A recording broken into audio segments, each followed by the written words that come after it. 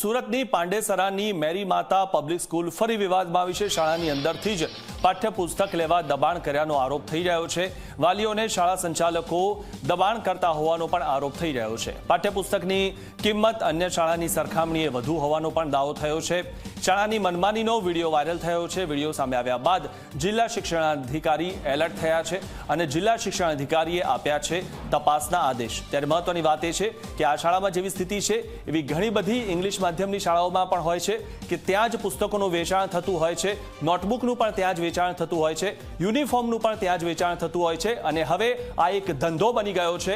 વાલીઓને અહીંથી જ પુસ્તકો અને ત્યાંથી જ યુનિફોર્મ લેવા માટે દબાણ કરવામાં આવતું હોય છે અને વાલીઓ પાસે કોઈ ઓપ્શન પણ હોતું નથી। ઘણી બધી શાળાઓ આ જ પ્રકારે કાર્ય करती હોય છે કારણ કે હવે તેમણે એક ધંધો ખોલીને રાખ્યો છે। स्कूल की फीस बुक इतने महंगे, 6 स्टैंडर्ड का बुक का प्राइस 5,000 है, 9th क्लास का 1890 है। सुबह से यहाँ पे इतनी भीड़ थी, कम से कम मेरे हिसाब से 500-600 पेरेंट्स हो गए, लेकिन कोई भी सामने आके बोलना नहीं चाह रहा है। स्कूल के मतलब स्कूल का तो कोई इशू नहीं है, दुकान वाला यहाँ पे आके अपनी दुकान खोल के बैठा है, उसका भी वीडियो मैंने बना लिया है। तकलीफ मेरे अकेले को नहीं है, सब पेरेंट्स को आने वाली है और तुम सब नहीं बोलोगे तब तक जागरूक नहीं होगे भाई। बराबर अभी 6,000 की एक क्लास में 55 बच्चे हैं, तो डिवाइड ABC 165 बच्चे हो गए। कोई बोलना नहीं चाह रहा है कि ये बुक इतनी महंगी क्यों है, रीज़न क्या है, कोई आवाज़ उठाने के लिए तैयार नहीं।